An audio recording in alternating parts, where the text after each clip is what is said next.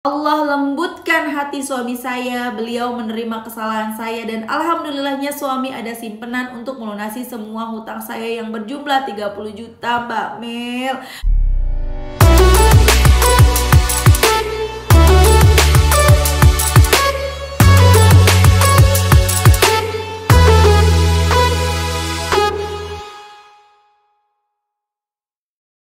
Bismillahirrahmanirrahim. Alhamdulillahirabbil alamin. Allahumma sholli ala Muhammad wa ala ali Muhammad. Assalamualaikum warahmatullahi wabarakatuh. Halo teman-teman, apa kabar? Mudah-mudahan teman-teman selalu dalam lindungan Allah Subhanahu wa taala. Amin ya rabbal alamin. Alhamdulillah, kali ini aku akan sharing lagi pengalaman sholawat dari teman-teman kita. Tapi sebelumnya buat teman-teman yang punya kisah keajaiban sholawat, langsung aja kirim ke email aku meliza.arnelia@gmail.com. Kalau bingung cara kirim email gimana sih? Ini caranya. Nah, kamu klik Gmailnya, kemudian kamu klik tulis. Nah, di kepada tuh kamu masukin atau ketik email yang kamu tuju. Email aku meliza.arnelia@gmail.com.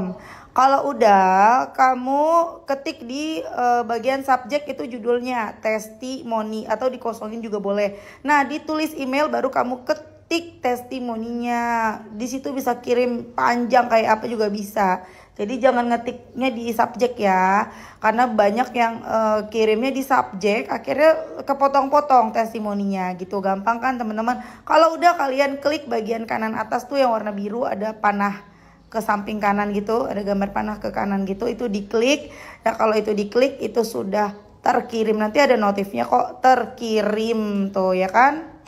Gampang kan? Dan buat teman-teman yang belum punya kedua buku ini, jangan pernah lelah dan nikmati setiap sholawat. Dan jangan pernah lelah sholawat, yakinlah semua akan baik-baik aja. Kedua buku ini buku aku. Kalau teman-teman mau beli, teman-teman bisa ke Gramedia atau teman-teman bisa langsung hubungin admin aja. Ini nomor adminnya ya. Nah, langsung aja aku akan bacain testimoninya ya. Ini dari Mbak EL, pakai inisial nih teman-teman. Assalamualaikum Mbak Mel. Waalaikumsalam. Salam kenal dari Bandung. Salam kenal Mbak EL. Nama saya disamarkan aja jadi pakai inisial L. Memang Allah tidak semata-mata sengaja membuat saya melihat reels Mbak Mel lewat di beranda IG saya kalau tanpa tujuan. Saya pejuang lepas riba. Saya terjebak situasi karena kebetulan waktu bulan Oktober tahun kemarin suami di PHK dari tempat kerjanya. Keuangan keluarga goyah, apalagi bentrok dengan harus bayar uang daftar anak kuliah dan biaya kosnya yang tidak sedikit. Suami sempat tidak bekerja selama 4 bulan dan selama suami saya tidak bekerja, saya berniat mencari tambahan pemasukan. Tapi dengan cara pinjol, itu yang saya sesalkan seumur hidup. Awalnya jualan saya rame, laku terus, barang habis terus, restock lagi, pinjol lagi buat nambahin stok barang. Akhirnya Allah mulai menyadarkan saya jalan yang saya ambil tidak halal. Walaupun barang laku tapi tidak berkah Mbak Mel. Berbulan-bulan saya menyadari dan mulai tobat, mendekatkan diri sama Allah. Saya sempat lihat beranda Mbak Mel tentang sholawat mulai di bulan Februari. Saya amalkan semua sholawat sampai semua amalan sholat malam alhamdulillah dirutinkan. Singkatnya, dengan dibantu sholawat selalu ada rezeki yang tak terduga dan pertolongan dari pertolongan Allah.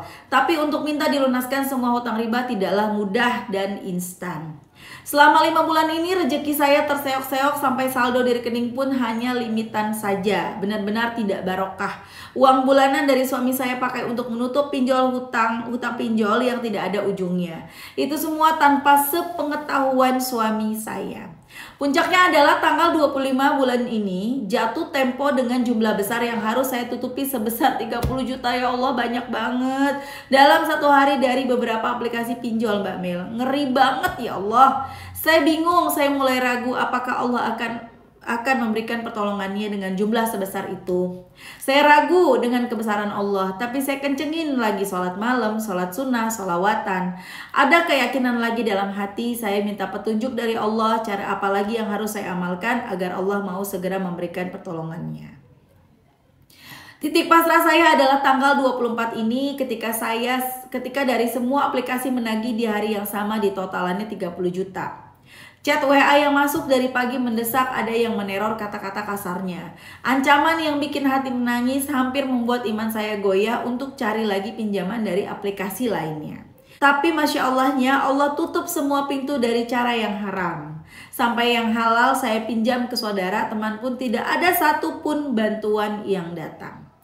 Saya nangis seharian sambil terus sholawatan. Saya pasrah dengan jalan apa yang Allah kehendaki. Dan Allah sisakan satu jalan Mbak Melia, itu satu-satunya cara saya harus jujur terbuka pada suami saya. Saya belum siap dengan membayangkan kemarahan suami. Saya tunda untuk bicara jujur karena memang suami kerjanya di luar kota dan pulangnya 1 bulan sekali.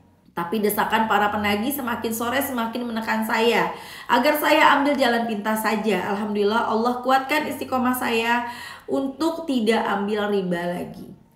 Dengan bismillahirrahmanirrahim, saya telepon suami saya ketika sudah pulang kerja. Jujur semua saya ceritakan kesalahan saya dan memohon maaf dari suami saya. Dan inilah yang dimaksud dengan pertolongan Allah yang sebenar-benarnya.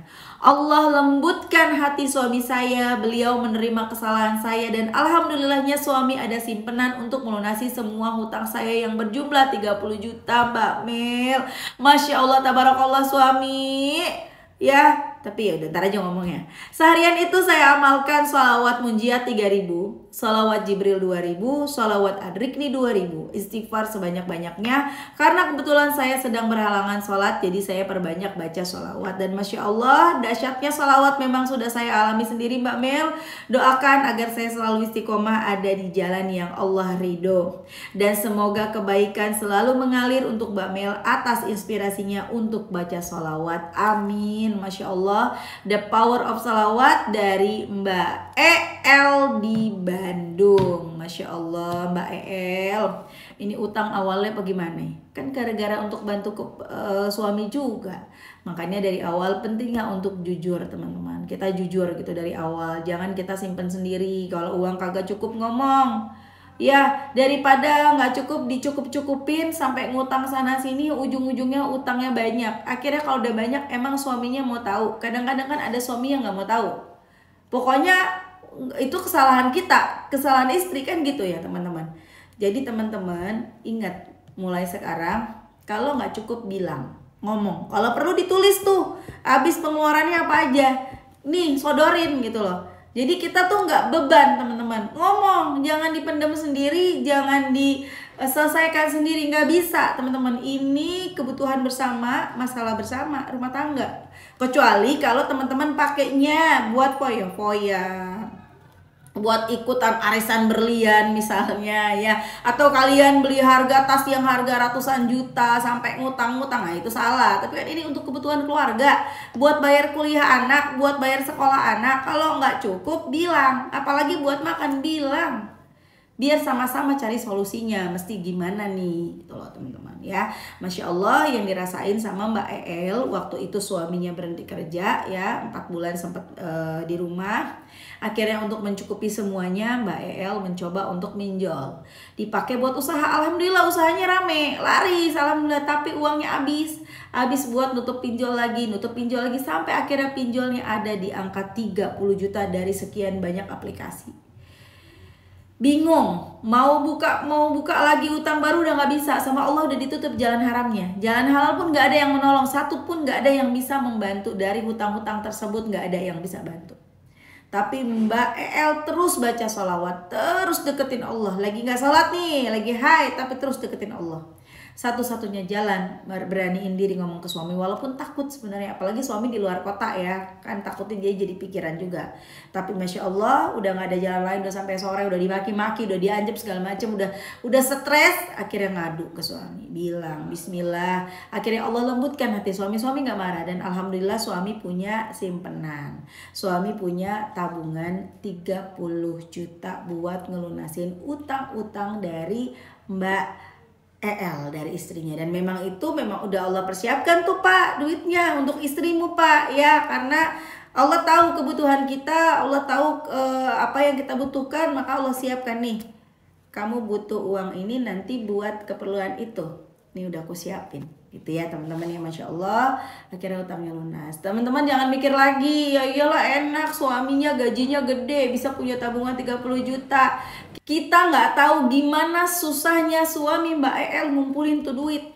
Bisa jadi sehemat-hemat mungkin, bisa jadi secapek-capek mungkin nyari tambahan dan lain-lain. Jadi teman-teman jangan kita langsung enak ya dia begini, enggak.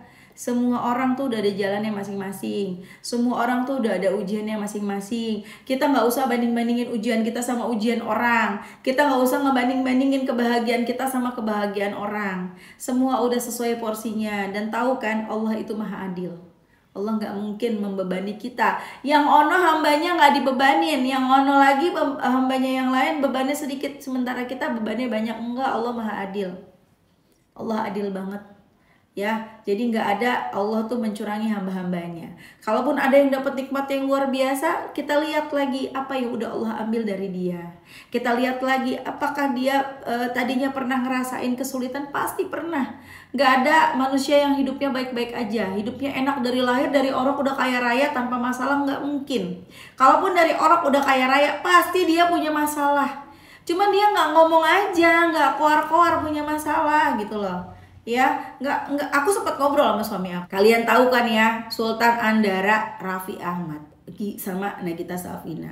Aku sama suami aku sempat ngobrol, enak banget ya, sampai bisa hajiin keluarganya. Nggak cuma haji berdua aja Furoda tuh berapa sih, 400 jutaan ya, berdua 800 juta, taruhlah 400 jutaan ya, itu 800 juta tuh duit loh, banyak banget. Ini semua keluarganya, ya ibunya, adik-adiknya, ya kan, adik iparnya, kemudian ada lagi yang diberangkatin haji Furoda tuh si mertuanya, semua diberangkatin teman-teman. Masya Allah, itu berapa duit yang keluar, berapa miliar yang keluar.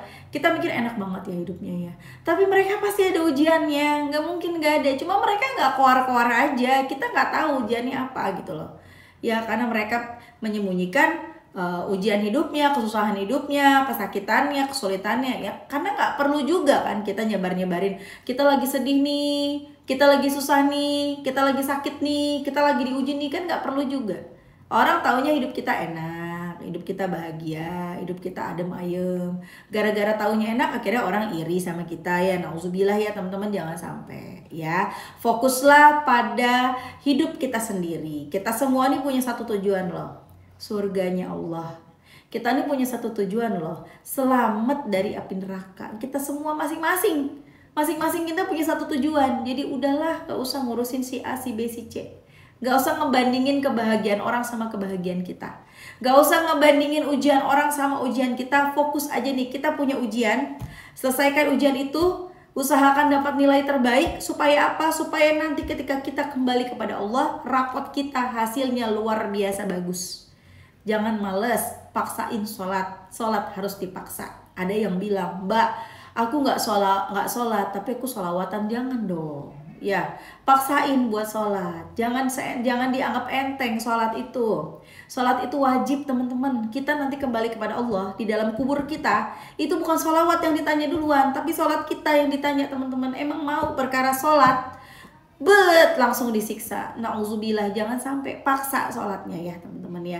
Tapi kalau sekarang kalian benar-benar udah mengusahakan untuk sholat tetap nggak bisa, lingkungan tidak mendukung, atau mungkin kalian sekarang bekerja di tempat yang penuh dengan maksiat, nauzubillah ya, maaf. Misalnya kalian pekerjaannya sekarang, maaf banget ya, misalnya pekerjaan kalian penuh dengan maksiat lah, intinya gitu dah, kagak bisa disebutin ya.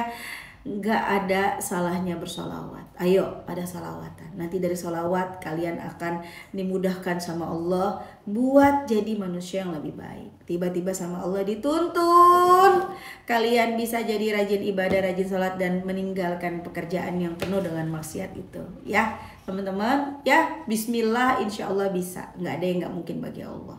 Semangat, salawat terus, nggak ada ruginya. Baca salawat. Kita baca salawat munjiat dulu yuk sama-sama. Allahumma sholli ala sayyidina Muhammadin wa ala ali sayyidina Muhammadin salatan tunjina biha min jami'il ahwali wal afat wa taqdilana biha jami'al hajat wa tutahhiruna biha min jami'i sayyiat wa tarfa'una biha indaka a'la darajat wa tuballighuna biha aqsal ghayat min jami'il khairati fil hayati wa ba'dal mamat. Masya Allah, the power of salawat Mbak. udah selesai utangnya, selesai masalahnya, lega ya Mbak ya. Tapi satu, ya jangan sampai ninggalin amalan-amalannya, sholatnya, sholawatnya ya. Gak mesti banyak, 1000 dah, sholawat Jibril 1000 kan udah gampang banget. Sambil nganter anak sekolah udah kelar tuh, ya nggak? Oke teman-teman, makasih semuanya. Semoga bermanfaat dan jadi motivasi buat teman-teman. Kita doakan semoga teman-teman. Ini tadi testimoni yang aku bacain 2 atau 1 ya, aku sampai lupa. Kalau 1 berarti dari Mbak El aja ya. Semoga Mbak El lancar terus rezekinya dan dimudahkan segala urusannya, diijabah doa-doanya. Amin. Semoga teman-teman yang nonton juga gitu, doanya segera diijabah, kemudian utang-utangnya lunas, rezekinya lancar ya. Amin amin ya rabbal alamin. Assalamualaikum warahmatullahi wabarakatuh.